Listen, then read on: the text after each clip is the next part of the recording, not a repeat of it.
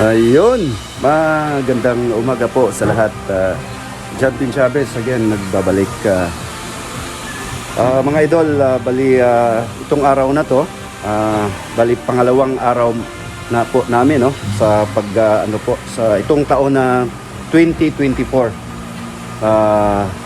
Panibagong taon, panibagong matatawag nating pag-asa at saka pakikibaka sa mga hamon sa buhay. Mga Lods, yun nga, naka-schedule kami sa Tuakiko ngayon, no? Ito yung courier ko. Naka-loaded na po siya ng bulky containers. Ang Tuakiko, nasa MEPS, mga siguro, ngayon walang traffic, makukuha po namin yan po ng 30 minutes. Ayun mga Lods. Naka po siya, naka-trapal. Yun po requirements po ng DOH saka protection din to sa mga container na merong lamang tubig po mga idol, no, para hindi po siya bukod sa silyado na siya, meron siyang trapal na hindi maalikabok o ganun. Ayun, yun nga, sa sinabi ko na, nandito po tayo sa filling station ko po, no. Ayun po, ayun po yung nasa lang po yung refilling sa konektado lang po sa bahay ko mga idol, no. Ayun, sila may bagong nga pala akong member ngayon, no. Siya si Ram, ang pangalan po na yung Ramero yata. Hindi ko lang masyado kasi karating na siya hapon. Siya po'y taga probinsya. Ayun, tapos po sa akin yung nanay niya na may bakante ba sa refilling station. Sabi ko, subukan po natin, obserbahan po natin kung makapasa po siya dito sa trabaho, ori po ng trabaho na to, no, mga Lods. Kasi alam na sa lahat na ang trabaho na to po ay isang po hindi naman kailangan ng mataas yung level ng edukasyon. Kumbaga diskarte mo na saka yung mo sa mga customer, mga idol, no. Yun ang importante, saka yung honesty. Yun ang inaano ko sa kana. Kasi yung trabaho ko mga dati sa idol, sa cruise ship pa ako, kami po tinitrain, hinahasa po kami sa customer service po, no. Yun, paano mo i-handle or i-manage po kung ang mga customer. Kaya ito sila mga idol, binibriefing ko po sila na ganito po, no, ganyan. Yung customer is always right. Kapag ang customer po ay mali, back to role number 1 tayo, no. Ayun mga idol. Ayun po, sinabi ko, binibriefing na siya ni Mrs. kaninang umaga. Tapos sa mga mabilis lang po, kayang-kaya naman yung maano po yung tubig na malinis na dumating sa kliyente po na customer. Ayun mga Lods.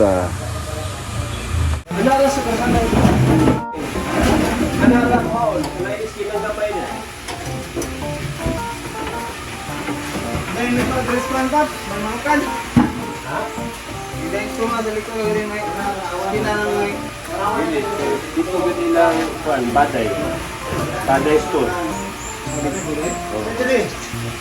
Daday? Baday.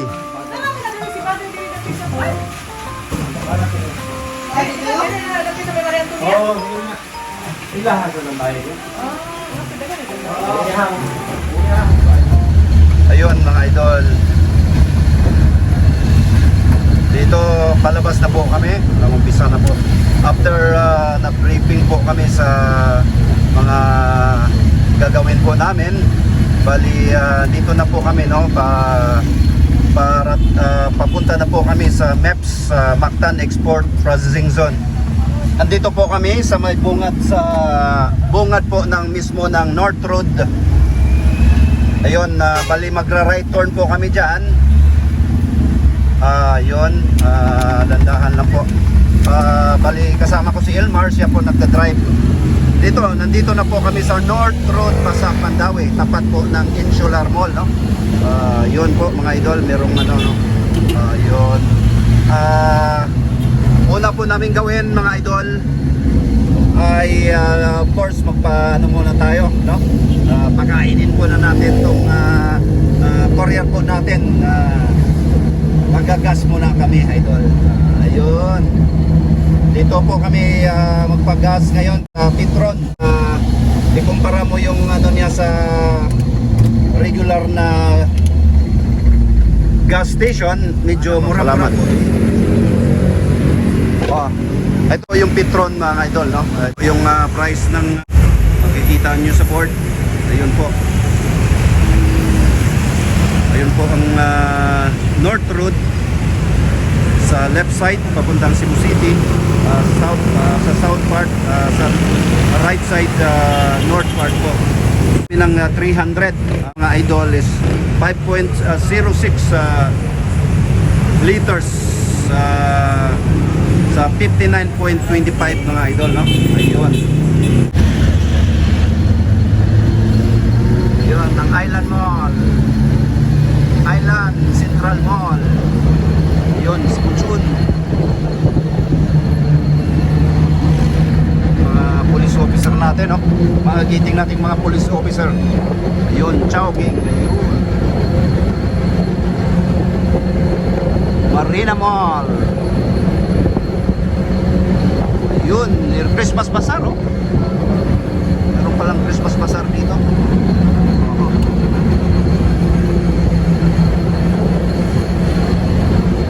Yun. Gawa ng hotel.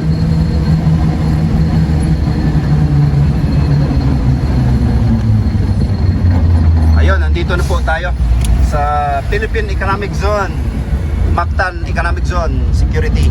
Since may sticker na tayo, okay na lang po mga idol, no? Ayun. Ayun mga idol. Dito na po yung sa Mactan, no? Economic Zone.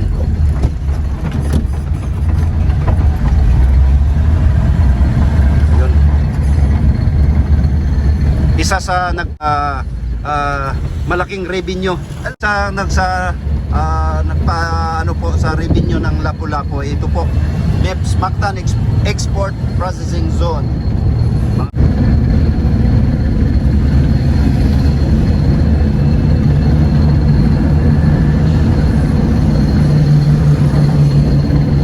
Uh, 9 o'clock na po mga lods. Bali ang karamihan dito 8 o'clock ang time in.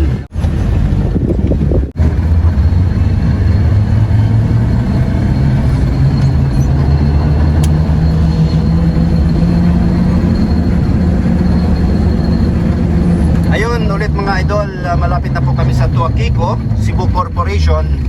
Pasensya na po idol, no? In compliance lang po tayo. Medyo sa loob may mga restricted area na hindi tayo makakuha. Bawal po akong kukuha po ng mga video mga idol. Pasensya na po. My apologies.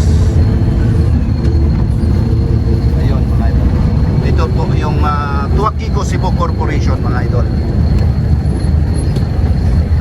Yun. Security check. Ayun mga idol, katatapos lang naming mag-deliver po dito sa Tuakiko Cebu Corporation, no? Ayun po, yung mga ano niya. Ayun, so sinabi ko na bawal po ako doon sa loob.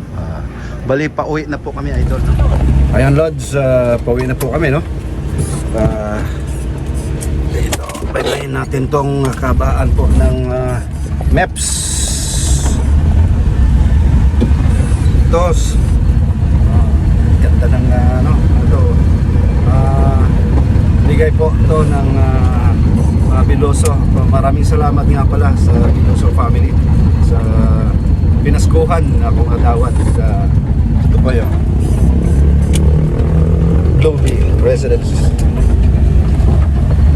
Ayun nga mga idol, nang una, pasalamat po ako sa Panginoong Diyos na binigyan po ako ng magandang pangatawan at pag-iisip na magawa akong mga bagay-bagay araw-araw. Maraming salamat po, Panginoong Diyos. Sa pangalawa, sa mga followers ko na wala sawa po nanood sa mga videos ko, maraming salamat po. Ayun, pauwi na po kami, no? Ayun po, dito kami sa binaybayban namin itong kahabaan po ng MEPS. Yun. Yun po ang MEPS ngayon, mga idol, no?